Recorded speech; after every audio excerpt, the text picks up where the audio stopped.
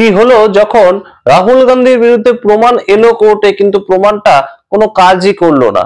অর্থাৎ একটা সিডিতে ভর্তি করে খামবন্দি একটা অবস্থায় সিডিটা এলো প্রমাণ স্বরূপ, কিন্তু সেই সিডিটা প্লে করতেই সম্পূর্ণ বিষয়টা ভেতর থেকে অন্য রকম কিছু একটা দাঁড়ালো এবং কোনোভাবেই প্লেই হলো না সিডিটা। এবং তখন জাজ থেকে শুরু করে উকিল সবাই অবাক হয়ে গিয়েছিলেন যে বিষয়টা হচ্ছে কিভাবে এবং তার পরবর্তী কনসিকুয়েন্সেস কি হলো।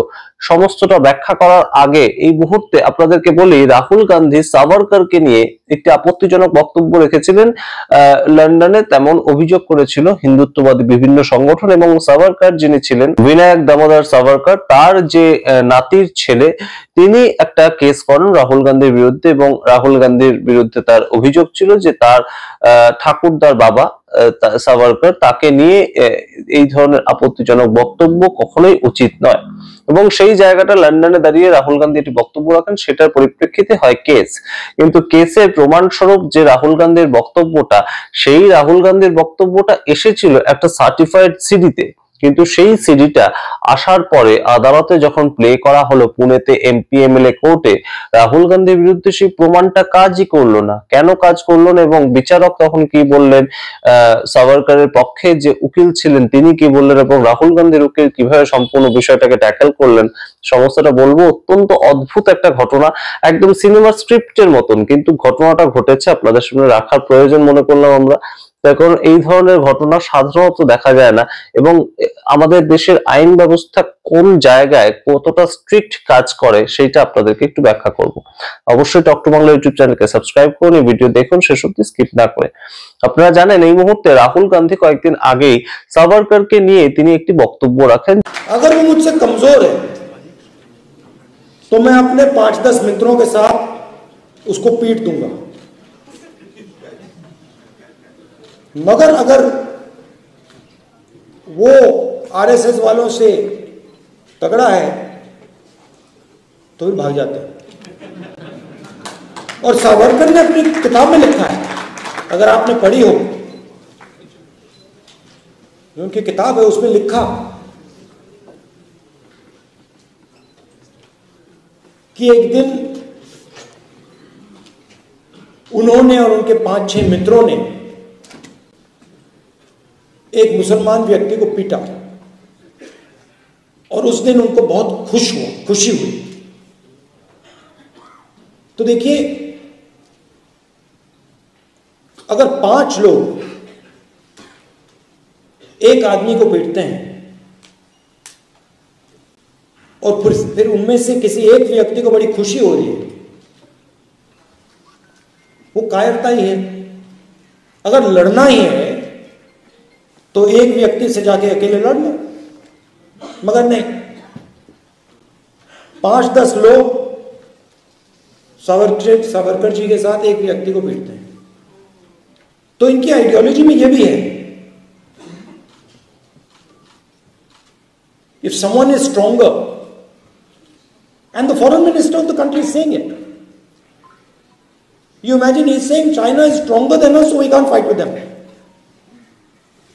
Acha, the British was stronger than us, so then we should not have fought with them.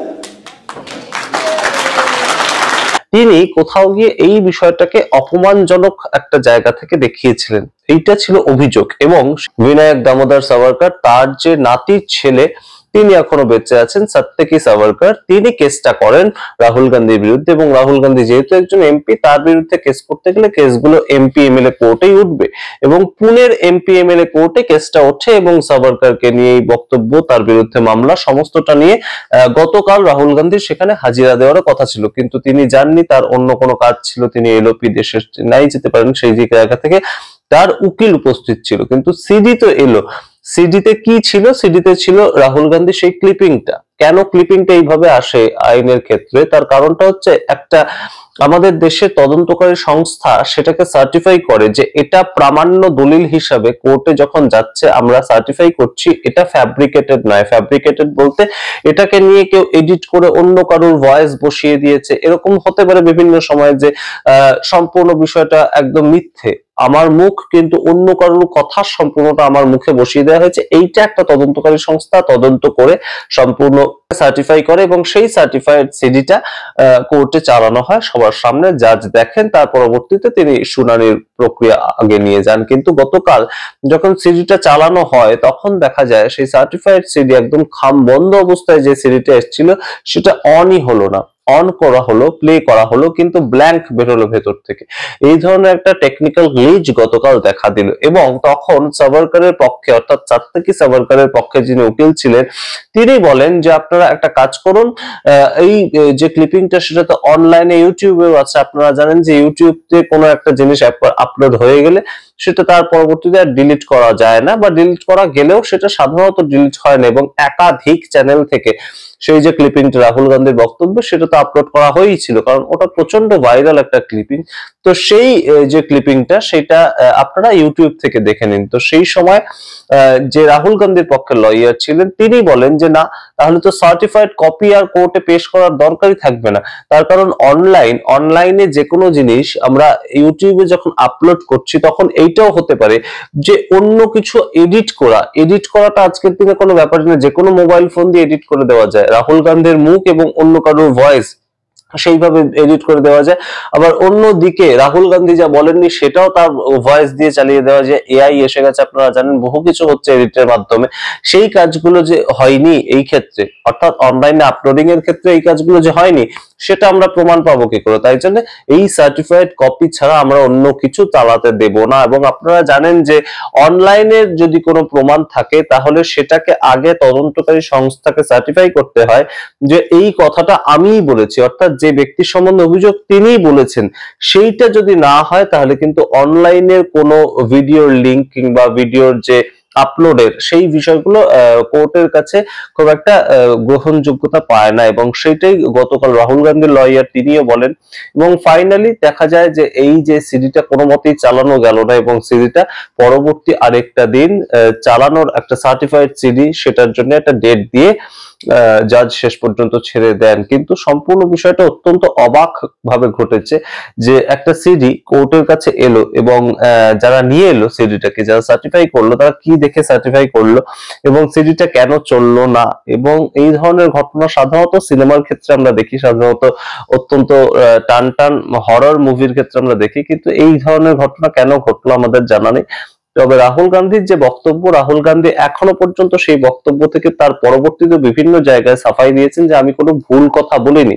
Actually বিভিন্ন জায়গায় তার যে বক্তব্যটা সেটার পক্ষে তিনি যেমন দাঁড়িয়েছেন, ঠিক তেমন ভাবে এই বক্তব্যটার বিরোধিতা করেও হিন্দুত্ববাদী বিভিন্ন সংগঠন, আপনারা জানেন বিনায়ক দামোদর সাভারকার হিন্দুত্ববাদী সংগঠনের একজন সামনের সারির নেতা ছিলেন এবং তার যে ভাবনা, তার যে চেতনা, সেটাকে সারা দেশের, ভারতবর্ষের বিভিন্ন জায়গায় হিন্দুত্ববাদী বিভিন্ন সংগঠনগুলো তারা অবশ্যই সেটাকে শ্রদ্ধা করে এবং তাদের শ্রদ্ধার জায়গায় কোথাও আঘাত লেগেছে। রাহুল গান্ধী এই কথাটা যে বলেছিলেন সেটা সঠিক বলেননি এবং ইংরেজদের সঙ্গে সাভারকারের সম্পর্ক সেটাকে ভুল ব্যাখ্যা করা হচ্ছে, এই ধরনের কিছু অ্যালিগেশন তাদেরও আছে। কিন্তু সাত্তাকি সাভারকার যে কেসটা করেছেন সেটার পরবর্তী শুনানি পর্যন্ত আমাদেরকে অপেক্ষা করতে হবে, কারণ হঠাৎ করে দেখা গেল যে গতকাল সিডিটাই চললো না। এখন এটার পিছনে কারোর হাত রয়েছে কিনা আমরা জানি না, তবে আদালতের সামনে শেষ পর্যন্ত সিডিটা চললো না রাহুল গান্ধীর বক্তব্যের, এবং যার জন্য কেসটাকেও পিছিয়ে দিতে হলো। আপনাদের সামনে রাখলাম পুরোটা, আপনারা বিচার করুন, আপনাদের মতামত কমেন্ট বক্সে কমেন্ট করুন। রাহুল গান্ধীর বক্তব্য সম্বন্ধে আপনাদের কি মতামত অবশ্যই কমেন্ট বক্সে কমেন্ট করুন। এবং এই মুহূর্তে যেটা সবচেয়ে গুরুতর, আপনারা ভিডিও দেখছেন, সেটা ভিডিওটা অবশ্যই আপনাদের কাছে পৌঁছচ্ছে, প্রতিদিনই দেখছেন, কিন্তু সাবস্ক্রাইব করছেন না। অনেক মানুষ কিন্তু ভিডিও দেখে চ্যানেলটাকে সাবস্ক্রাইব করছেন না, এটা আমাদের একটা আবেদন রইল, আপনারা প্লিজ সাবস্ক্রাইব করুন।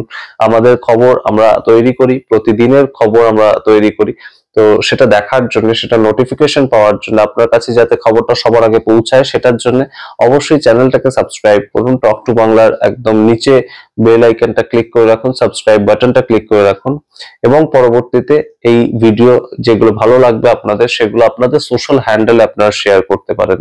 তাহলে আমরা সঠিক খবরটা সাধারণ মানুষের কাছে নিয়ে যেতে পারবো এবং বহু অংশ আমরা টাচ করি, যে অংশগুলো সমাজের বিভিন্ন দিকগুলো মেইনস্ট্রিম মিডিয়াতে দেখানো হয় না, এবং বাংলা ভাষায় দেশের যে খবরগুলো বিভিন্ন জায়গা থেকে তুলে এনে আমরা আপনাদের সামনে প্রস্তুত করি, সেটা অ্যাকচুয়ালি বিভিন্ন যে সোশ্যাল ইউটিউব চ্যানেল বা সোশ্যাল প্ল্যাটফর্ম বিভিন্ন কোথাওই দেখতে পাবেন না আপনারা খুব বেশি।